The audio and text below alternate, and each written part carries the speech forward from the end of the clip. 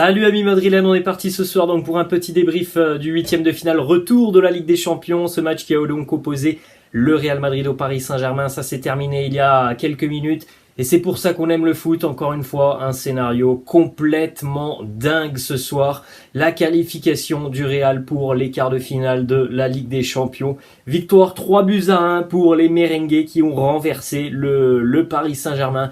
Une nouvelle remontada subie par le PSG qui pourtant menait 1-0 dans cette rencontre jusqu'à la 60e minute. Et jusqu'à l'heure de jeu, on voyait mal les Madrilènes renverser cette situation.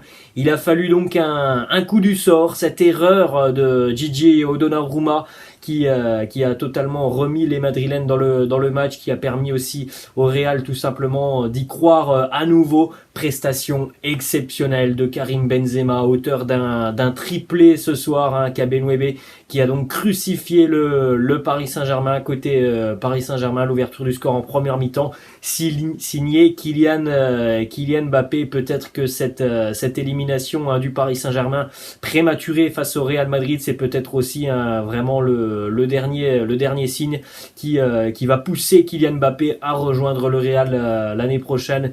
Mais bon, pour ce soir, on ne parlera pas de Kylian Mbappé au Real Madrid, on va surtout parler de la prestation madrilène. Un match où on a vu le Real bien démarrer sur les 10 premières minutes.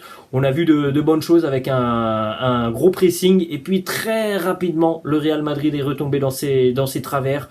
Dans ce que l'on avait vu quasiment au match aller, jusqu'à la 35e minute, on a vu des Madrilènes très très bas, avec encore une fois très peu de pressing, et pourtant en jouant très bas, le Real a laissé vraiment le Paris Saint-Germain dicter le jeu et imprégner son tempo sur la première mi-temps. La fin de première mi-temps a été plutôt positive côté Real. Entre-temps, évidemment, les Madrilènes avaient déjà beaucoup souffert face aux accélérations fulgurante de Kylian Mbappé. La première mi-temps était donc assez moyenne, et on voyait vraiment mal comment le Real allait pouvoir renverser cette rencontre. Le début de seconde mi-temps où on a vu des Madrilènes un petit peu plus pressants, mais sincèrement l'élément déclencheur de cette remontada madrilène, c'est cette erreur de Gigi Donnarumma sur ce contact avec Karim Benzema, le fait que Karim soit venu presser Gigi Donnarumma qui a perdu tout simplement ce ballon, la remise de Vinicius et donc la finition de Cabenwebe. À partir de là, on a tout de suite senti évidemment que la rencontre elle changeait. On a tout de suite senti que les Madrilènes étaient totalement remobilisés, et on a tout de suite senti aussi que le Real allait sous peu marquer le deuxième but. C'est ce qui s'est passé un quart d'heure plus tard, avec une remontée assez exceptionnelle de Luka Modric, et puis 2 minutes après, quand les Parisiens avaient la tête tout simplement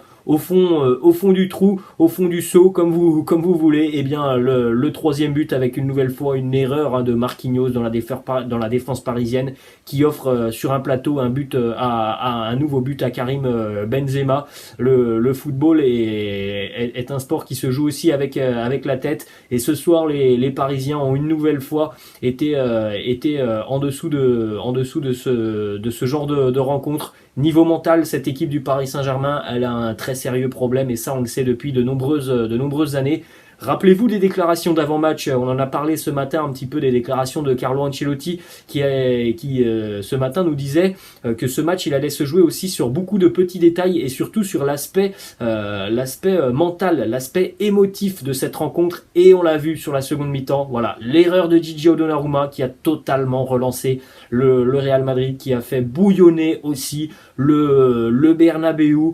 Donc voilà, une qualification incroyable évidemment pour le Real après un scénario complètement dingue, puisque jusqu'à la 60e minute de ce match, franchement, on voyait un Real Madrid assez moyen. Évidemment, c'était toujours mieux que ce que l'on a vu au match aller, mais ça restait quand même très très moyen. Et sur la dernière demi-heure, des Madrilènes morts de faim, des Madrilènes qui ont gagné tous leurs duels, des Madrilènes qui ont été au pressing aussi parce qu'il y a eu des changements assez rapidement effectués en seconde mi-temps avec notamment l'entrée d'Eduardo Camavinga. On en parlera quand même. Eduardo Camavinga a fait une entrée très très positive, une entrée très impactante. Je pense qu'il aurait mérité de démarrer cette rencontre quand on voit aussi la prestation que nous a fourni la prestation que nous a fourni Toni Kroos. On a eu aussi très rapidement l'entrée de Rodrigo avec le match voilà insipide de Marco Asensio. Donc c'est vrai que pour une fois, bon, il y avait la pression du résultat, mais Carlo Ancelotti a fait des changements très rapidement en seconde mi-temps. Les amis, on va évidemment regarder un petit peu les statistiques de la rencontre juste à côté de moi. 21 tirs à 10 côté madrilène. La première mi-temps, c'était très équilibré. Je crois que la première mi-temps, ça se termine sur un 8 tirs côté madrilène, 8 tirs côté parisien, avec souvent des arrêts aussi importants de Thibaut Courtois face à Kylian Mbappé. Et la seconde mi-temps qui a été vraiment tout à l'avantage du Real. La dernière demi-heure a été exceptionnelle, hein, côté madrilène évidemment reboosté par l'offrande de Gigi Donnarumma. 21 tirs à 10, donc 7 tirs cadrés à 4. La possession qui a été quand même largement parisienne, avec notamment pas mal de possessions intéressantes en première mi-temps côté parisien. On poursuit les amis donc avec la composition d'équipe de Carlo Ancelotti pour cette rencontre. Évidemment Thibaut Courtois dans les buts, David Alaba qui était donc en charnière centrale, on en avait parlé ce matin. Est-ce que David Alaba allait être à gauche ou en charnière? Il était en charnière avec Eder Militao. Dani Carvajal côté droit, côté gauche Nacho, au milieu de terrain Toni Kroos, Luka Modric, Fede Valverde, et puis donc en attaque Vinicius accompagné de Karim Benzema évidemment et de Marco Asensio. La prestation de Thibaut Courtois a été très solide aujourd'hui. J'ai du mal à lui reprocher quelque chose quand même sur le but de Kylian Mbappé parce qu'il anticipe tout simplement une frappe enroulée de Mbappé. Donc c'est très difficile évidemment pour un gardien qui fait quasiment 2 mètres de venir au sol. Donc franchement j'ai peu de choses à reprocher quand même à Thibaut Courtois sur cette rencontre. Il s'est montré aussi décisif régulièrement face à Mbappé, donc prestation solide. David Alaba a été monstrueux ce soir. David Alaba hein, qui très souvent a été aussi très très offensif hein, quand on pense qu'il était en charnière centrale. On l'a souvent vu dans la surface de réparation parisienne.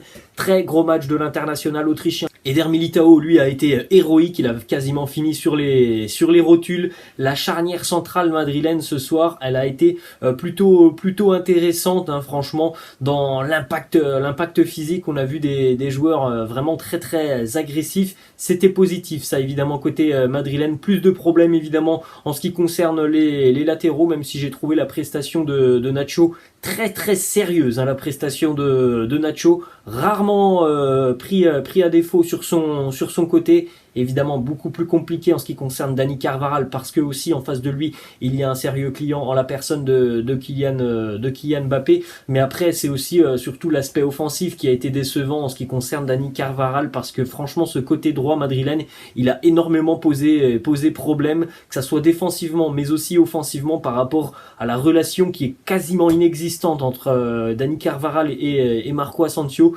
L'axe droit madrilène est vraiment un axe où il va falloir trouver des solutions côté madrilène hein, sur le prochain mercato parce que voilà, c'est très léger pour ce genre de rencontre. Au milieu de terrain, Toni Kroos, la prestation que j'ai trouvée très moyenne de Toni Kroos. Malheureusement, le jeu long que l'on pouvait attendre de Toni Kroos, il n'a que très peu servi aujourd'hui et surtout dans l'impact physique. Je pense que Toni Kroos n'était pas prêt pour cette rencontre. C'est pour ça aussi qu'on a vu une différence énorme avec l'entrée d'Eduardo Camavinga. Un Toni Kroos qui pour moi n'était pas à 100% physiquement, qui n'a pas eu un impact assez important sur le milieu de terrain parisien. Ensuite, en ce qui concerne Luka Modric, très très gros match une nouvelle fois de Luka Modric. Ne serait-ce que regarder le deuxième but madrilène, cette remontée de balle a été fantastique dans les 30 dernières minutes. Il a été d'une justesse et d'une propreté assez exceptionnelle. Fede Valverde lui a eu un impact aussi très très important et très intéressant aujourd'hui. En ce qui concerne l'attaque, Vinicius qui a beaucoup tenté aujourd'hui, qui sera récompensé donc avec la passe D pour Karim Benzema. Un Vinicius qui a beaucoup tenté, on le sait, c'est un Vinicius qui rate aussi beaucoup. On l'a vu bien démarrer sur le début de la rencontre et puis après, c'est devenu beaucoup plus compliqué. Mais une chose qui a quand même changé aussi avec Vinicius depuis quelques mois maintenant, c'est que c'est un joueur qui continue et qui continuera toujours d'essayer malgré les échecs. Il y en a eu encore ce soir et il continue d'essayer, il continue d'aller percuter, il continue d'aller provoquer les défenses et ça aussi c'est quand même très important. La prestation de Marco Asensio, pour moi c'est l'un des joueurs les plus mauvais ce soir côté madrilène. Aucun impact offensif, aucune influence sur le jeu offensif, aucune influence aussi sur son côté. Je pense que l'entrée de Rodrigo aussi va permettre peut-être à Carlo Ancelotti de redistribuer un petit peu les cartes parce que franchement Marco Asensio c'est un joueur qui très régulièrement est décevant dans les grandes rencontres. Il l'a de nouveau été ce soir. C'est d'ailleurs lui qui a été très rapidement remplacé en seconde mi-temps à l'un des premiers changements. Lui et Toni Kroos, deux joueurs que j'ai trouvé particulièrement décevants ce soir. Karim Benzema, que dire de Karim Benzema? Regardez les petites statistiques sur cette rencontre, 54 ballons touchés, 7 tirs, 3 buts, un match encore une fois exceptionnel de Karim Benzema. Les 3 buts sont d'une finition assez dingue. Le pressing sur Gigi Donnarumma, les nombreux pressings aussi durant cette rencontre, la justesse aussi sur certaines phases avec notamment avec Vinicius, les combinaisons que l'on a vues aussi sur les 30 dernières minutes avec l'apport offensif sur les 30 dernières minutes, un apport offensif indéniable de tout le groupe madrilène. Il y a eu vraiment encore une fois une prestation incroyable de Karim Benzema qui pèse tellement dans le jeu. On l'avait déjà vu en première mi-temps, on l'a beaucoup trouvé de la tête et puis en seconde mi-temps les petits espaces, les petites erreurs parisiennes, c'était cash. Karim qui transformait toutes ces situations. Donc voilà les amis ce que l'on pouvait dire de cette rencontre. On a vu un Real Madrid qui a été dominé 150 minutes sur cette double confrontation face au Paris Saint-Germain. Il n'aura fallu que de 30 minutes au Real pour se qualifier. 30 minutes où les Parisiens étaient vraiment en énorme difficulté et où mentalement une nouvelle fois le PSG a lâché prise. Ça aussi c'est la différence entre un très grand club et un club qui essaye de se construire depuis de nombreuses années. Alors évidemment il y a des choses qui sont positives, il y en a d'autres qui sont un petit peu plus négatives. Je pense que voilà, c'était une nouvelle erreur de la part de Carlo Ancelotti d'utiliser Toni Kroos aujourd'hui. Certainement que Marco Asensio aussi c'était un petit peu problématique et évidemment qu'il faudra faire beaucoup mieux sur les prochains tours en Ligue des Champions parce que c'est pas une victoire qui va faire du Real Madrid une équipe qui sera favorite pour la suite de la compétition parce que sincèrement je pense que si Gigi Donnarumma ne fait pas cette erreur à l'heure de jeu, je ne suis pas sûr que là on fera un débrief où le Real serait qualifié. Donc tout n'est pas parfait côté madrilène évidemment, loin de là, mais encore une fois ce Real a fait preuve d'un caractère exceptionnel et important en seconde mi-temps comme on le voit déjà depuis quasiment tout le début d'année 2022, une équipe qui en seconde mi-temps ne lâche absolument rien.